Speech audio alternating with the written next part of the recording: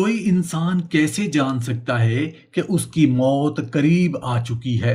وہ علامات کیا کیا ہو سکتی ہیں جن سے موت کا اشارہ مل سکتا ہے؟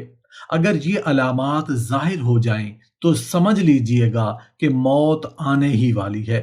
محترم ناظرین، آج کی اس ویڈیو میں ہم آپ کو موت آنے سے پہلے کی علامتیں بیان کریں گے اور ساتھ ہی ساتھ آپ کو یہ بھی بتائیں گے کہ موت سے 10 دن پہلے ہر انسان کے ساتھ یہ 3 واقعات ضرور پیش آتی ہیں۔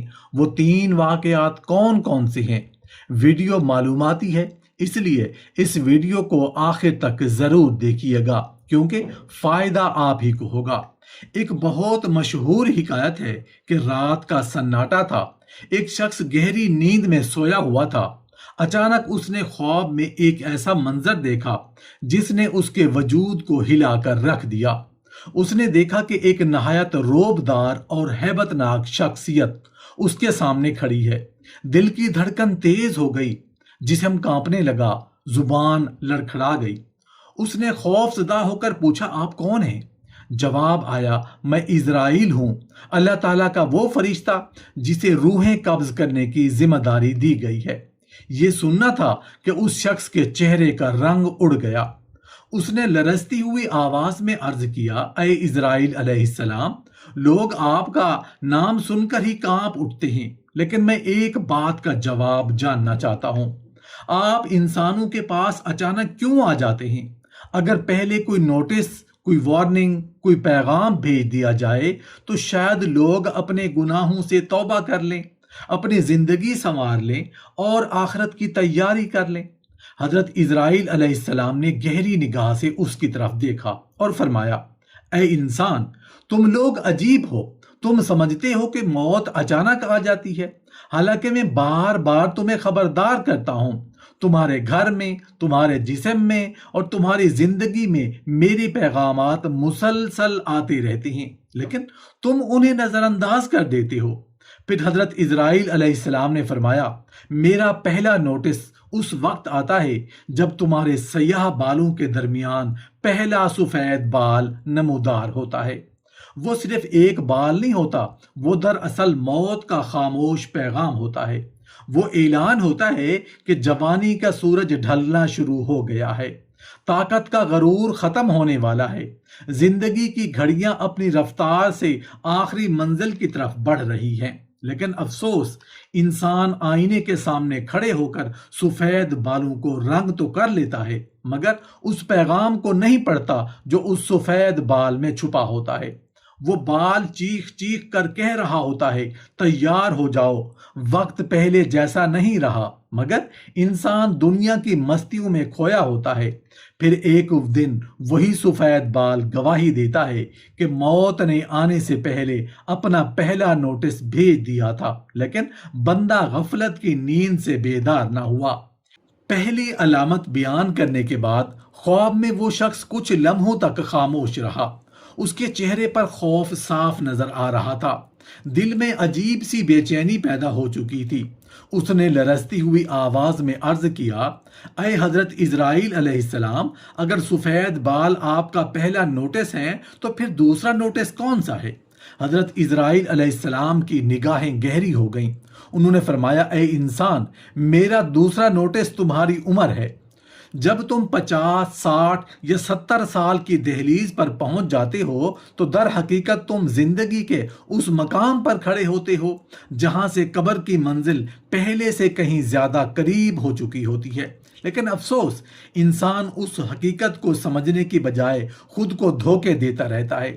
پھر ایسا محسوس ہوا جیسے خواب کا منظر بدلنے لگا۔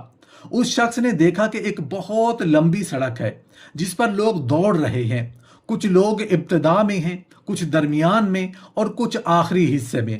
اچانک ایک آواز گونجی، جو شخص 60 سال کی عمر تک پہنچ گیا اس پر حجت تقریباً پوری ہو چکی۔ یہ آواز سن کر اس شخص کے رونگٹے کھڑے ہو گئے۔ حضرت اسرائیل علیہ السلام نے فرمایا، جب تمہاری عمر بڑھتی ہے تو یہ صرف سالوں کا اضافہ نہیں ہوتا، بلکہ تمہاری زندگی کے باقی ماندہ دن کم ہوتے جاتے ہیں۔ ہر سال جو گزرتا ہے وہ تمہیں دنیا نہیں بلکہ قبر کے قریب لے جاتا ہے۔ تم سالگرہ مناتے ہو، خوشیاں مناتے ہو، لیکن حقیقت میں تمہاری زندگی کا ایک اور باب بند ہو چکا ہوتا ہے۔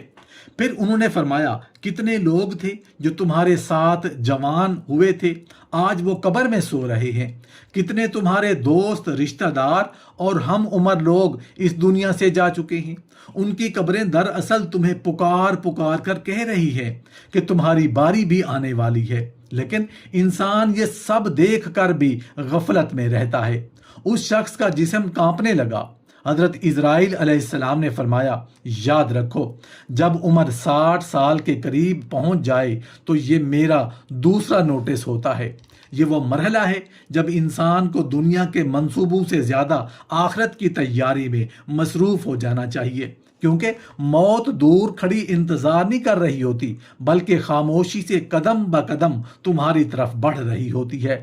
اور جس دن حکم آ جائے اس دن نہ ایک لمحہ آگے بڑھ سکے گا، نہ ایک لمحہ پیچھے ہٹ سکے گا۔ خواب میں یہ دوسری علامت سن کر اس شخص کے چہرے سے خون اتر چکا تھا، دل خوف سے لرز رہا تھا۔ اس نے کانپتی ہوئی آواز میں عرض کیا، اے حضرت اسرائیل علیہ السلام، اگر سفید بال اور بڑھتی ہوئی عمر آپ کے نوٹس ہیں تو پھر تیسرا نوٹس کون سا ہے؟ حضرت اسرائیل علیہ السلام نے ایک گہرا سانس لیا اور فرمایا، اے انسان، میرا تیسرا نوٹس اس وقت آتا ہے جب تم اپنے پوتے یا پوتی کو پہلی بار اپنی گود میں اٹھاتے ہو۔ یہ سن کر وہ شخص حیران رہ گیا۔ اس نے عرض کیا، پوتا؟ اس میں موت کا کیا اشارہ ہے؟ حضرت اسرائیل علیہ السلام نے فرمایا، تم نہیں سمجھتے، جب تمہارا بیٹا باپ بن جاتا ہے نا تو در حقیقت زندگی کا ایک پورا دائرہ مکمل ہو چکا ہوتا ہے۔ ایک نئی نسل تمہاری جگہ لینے کے لیے میدان میں آ چکی ہوتی ہے۔ تم نے بچپن دیکھا، جوانی دیکھی، بڑھاپا دیکھا، اور اب تم اپنی تیسری کڑی کو دیکھ رہے ہو۔ یہ کوئی معمولی بات نہیں بلکہ وقت کا ایک خاموش اعلان ہے۔ پھر خواب میں اس شخص نے ایک عجیب منظر دیکھا۔ اس نے دیکھا کہ ایک بوڑھا شخص اپنے پوتے کو گود میں لیے خوش بیٹھا ہے، لیکن اس کے پیچھے ایک سایہ آہستہ آہستہ قریب آ رہا ہے۔ اچانک ایک آواز گونجی، جس نسل کے لیے تم نے جگہ بنائی تھی اب وہ تمہاری جگہ لینے آ گئی ہے۔ حضرت اسرائیل علیہ السلام نے فرمایا، بہت سے لوگ پوتے کی پیدائش پر خوشی مناتے ہیں، لیکن اس خوشی کے اندر چھپا ہوا پیغام نہیں پڑھتے۔ پوتا زبان حال سے کہتا ہے، بزرگوار، آپ کا سفر اپنے اختتام کے قریب ہے، اب ہماری باری شروع ہو رہی ہے۔ لیکن انسان پھر بھی دنیا کے منصوبوں، خواہشوں اور غفلتوں میں کھویا رہتا ہے۔ حالانکہ یہ میرا تیسرا نوٹس ہوتا ہے کہ اب آخرت کی تیاری مزید تاخیر نہ کرو، کیونکہ زندگی کی شام قریب آ چکی ہے۔ تیسری علامت سننے کے بعد خواب دیکھنے والے شخص کے دل پر عجیب کیفیت طاری ہو گئی۔ اس کی آنکھوں میں خوف نمایاں تھا۔ اس نے محسوس کیا کہ زندگی واقعی بہت تیزی سے گزر جا رہی ہے۔ کچھ لمحے خاموش رہنے کے بعد اس نے حضرت اسرائیل علیہ السلام سے عرض کیا، اے اللہ کے فرشتے، آپ نے 3 نوٹسوں کا ذکر فرمایا، اب مجھے یہ بتائیے کہ چوتھا اور آخری نوٹس کون سا ہے؟ حضرت اسرائیل علیہ السلام نے فرمایا، اے انسان، میرا چوتھا نوٹس وہ ہے جب تمہارے جسم میں یکے بعد دیگرے بیماریاں آنا شروع ہو جاتی ہیں، جب تمہارا جسم وہ طاقت کھو دیتا ہے جس پر تمہیں کبھی ناز تھا، اور جب تمہارے وجود تمہارے یہ پیغام دینا شروع کر دیتا ہے کہ دنیا میں تمہارا قیام ہمیشہ کے لیے نہیں ہے۔ اتنا کہنا تھا کہ خواب کا منظر بدل گیا۔ اس شخص نے دیکھا کہ ایک طاقتور آدمی جو کبھی دوڑتا تھا اب سہارے کے بغیر چل نہیں سکتا، جو کبھی رات بھر جاگتا تھا اب چند قدم چل کر تھک جاتا ہے۔ کبھی بخار، کبھی کھانسی، کبھی جوڑوں کا درد، کبھی نظر کی کمزوری، کبھی سانس کی تکلیف، ایک بیماری ختم نہیں ہوتی کہ دوسری دروازے پر دستک دینے لگتی ہے۔ حضرت اسرائیل علیہ السلام نے فرمایا، یہ بیماریاں محض بیماریاں نہیں ہوتی، یہ میرے مسلسل بھیجے ہوئے پیغامات ہوتے ہیں۔ ہر درد تمہیں یاد دلاتا ہے کہ تم کمزور بندے ہو۔ ہر کمزوری تمہیں بتاتی ہے کہ ایک دن تمہیں اپنے رب کے حضور حاضر ہونا ہے۔ پھر ایک گونجدار آواز سنائی دی، جس جسم پر تمہیں غرور تھا وہ مٹی کی طرف لوٹنے کی تیاری کر رہا ہے۔ اس شخص کے رونگٹے کھڑے ہو گئے۔ حضرت اسرائیل علیہ السلام نے فرمایا، افسوس، بہت سے لوگ بیماری کو صرف دوا سے جوڑتے ہیں مگر اس نصیحت کو نہیں سمجھتے جو اس کے اندر پوشیدہ ہوتی ہے۔ بار بار آنے والی بیماریاں، جسمانی کمزوریاں اور طاقت کا زوال دراصل میرا آخری نوٹس ہے۔ اگر اس کے بعد بھی انسان نہ جاگے، نہ توبہ کرے اور نہ اپنے رب کی طرف رجوع کرے تو پھر وہ وقت دور نہیں رہتا جب مجھے حکم مل جاتا ہے اور پھر وہ واپسی، مہلت اور تیاری کا ہر دروازہ بند ہو جاتا ہے۔ محترم ناظرین، بزرگان دین فرماتے ہیں کہ بعض اوقات موت سے چند دن پہلے انسان کی زندگی میں کچھ ایسی کیفیات پیدا ہونے لگتی ہیں جو اس کے سفر آخرت کے قریب ہونے کا احساس دلاتی ہیں۔ سب سے پہلا واقعہ یہ ہوتا ہے کہ دنیا کی چمک دمک آہستہ آہستہ اس کے دل سے اترنے لگتی ہے۔ وہی دنیا جس کے لیے وہ دن رات بھاگتا تھا، جس کے لیے اس نے بے شمار پریشانیاں اٹھائیں، اچانک اسے بے معنی محسوس ہونے لگتی ہیں۔ محفلوں میں بیٹھ کر بھی اس کا دل نہیں لگتا، شور کے درمیان بھی وہ خاموش رہنے لگتا ہے۔ لوگوں کی باتوں سے زیادہ اسے تنہائی اچھی لگنے لگتی ہے۔ اس کے دل میں عجیب قسم کی سنجیدگی پیدا ہو جاتی ہے۔ وہ سوچتا ہے کہ آخر زندگی کا مقصد کیا تھا، آخر یہ دوڑ دھوپ کس لیے تھی۔ وہ اپنے ماضی کو یاد کرتا ہے، اپنے گناہوں کو یاد کرتا ہے، اپنے ضائع کیے ہوئے لمحات کو یاد کرتا ہے۔ اسے محسوس ہونے لگتا ہے کہ دنیا کی ہر خوشی عارضی تھی اور اصل زندگی تو ابھی شروع ہونی ہے۔ لیکن افسوس کہ اکثر لوگ اس کیفیت کو سمجھ نہیں پاتے اور اسے محض ذہنی تھکن یا وقتی اداسی سمجھ کر نظر انداز کر دیتے ہیں۔ پھر وقت آگے بڑھتا ہے اور دوسرا واقعہ شروع ہوتا ہے۔ انسان کی راتیں بدلنے لگتی ہے۔ وہ عجیب و غریب خواب دیکھنے لگتا ہے۔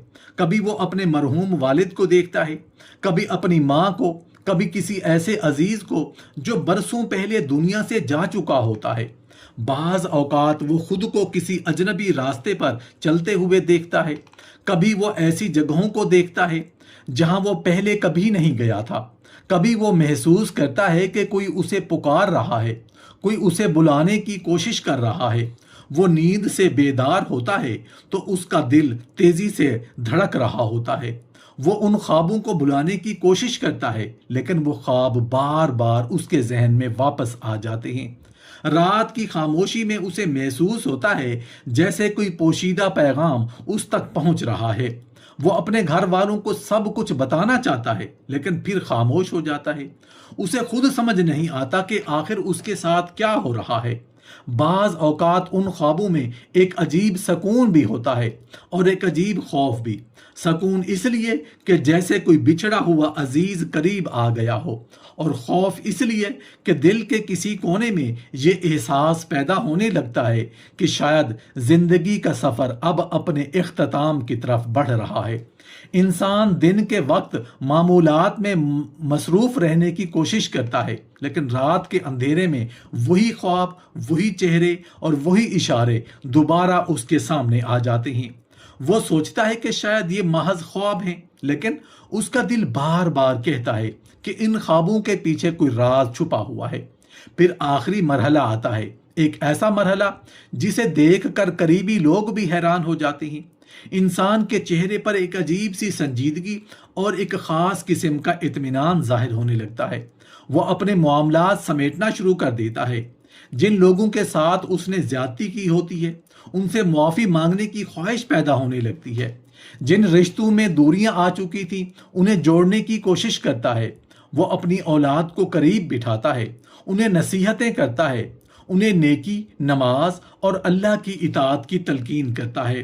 وہ اپنی بیوی کو سمجھاتا ہے، اپنے عزیزوں کو اہم باتیں بتاتا ہے۔ بعض اوقات وصیت لکھنے کی طرف متوجہ ہو جاتا ہے۔ اس کے الفاظ میں پہلے سے زیادہ وزن آ جاتا ہے۔ اس کی گفتگو میں دنیا زیادہ آخرت کا ذکر ہونے لگتا ہے۔ وہ بار بار اپنے رب کو یاد کرتا ہے۔ اس کے دل میں اپنے گناہوں پر ندامت پیدا ہونے لگتی ہے۔ اسے محسوس ہوتا ہے کہ اب وہ وقت قریب ہے جب اسے اپنے رب کے سامنے حاضر ہونا ہے۔ وہ اپنی زندگی کے ایک ایک لمحے کا حساب اپنے ذہن میں دہرانے لگتا ہے۔ جب نمازوں میں کوتاہی ہوئی، جن حقوق میں کمی ہوئی، جن گناہوں میں وقت ضائع ہوا، سب کچھ اس کی نگاہوں کے سامنے آنے لگتا ہے۔ وہ چاہتا ہے کہ کاش وقت واپس آ جائے، کاش کچھ اور مہلت مل جائے، لیکن وقت کسی کے لیے نہیں رکتا۔ پھر ایک دن وہ لمحہ آتا ہے جس کا وعدہ ہر انسان کے ساتھ کیا گیا ہے۔ گھر والے اس کے ارد گرد جمع ہوتے ہیں، آنکھوں میں آنسو ہوتے ہیں، زبانوں پر دعائیں ہوتی ہیں، اور انسان اپنے رب کی طرف روانہ ہو جاتا ہے۔ دنیا پیچھے رہ جاتی ہے، مال پیچھے رہ جاتا ہے، جائیداد پیچھے رہ جاتی ہے، صرف اعمال ساتھ جاتی ہیں۔ یہی وہ حقیقت ہے جسے سمجھ لینے والا کامیاب ہے، اور جس نے اسے بھلا دیا وہ سب کچھ پا کر بھی خسارے میں ہے۔